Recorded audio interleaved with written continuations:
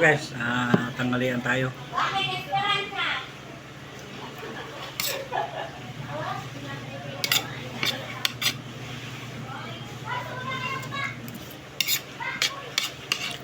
Tanghalian.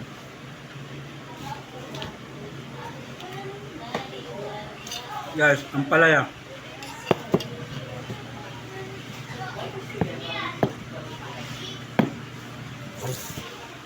Ito guys, ang palaya pa. No. Ang palaya pa dito. So, butin na natin to. Nanghalian tayo.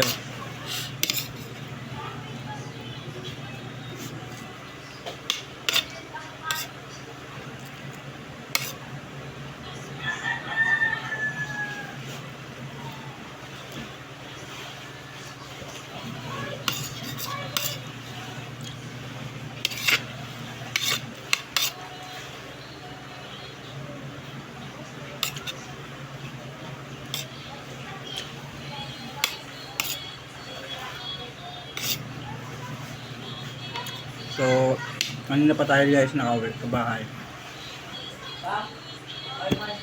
So, nanangalian muna tayo. Kasi tapos na tayo magbaklas ng gulong at naligo na rin tayo. Yan, papahinga na tayo para sa Monday.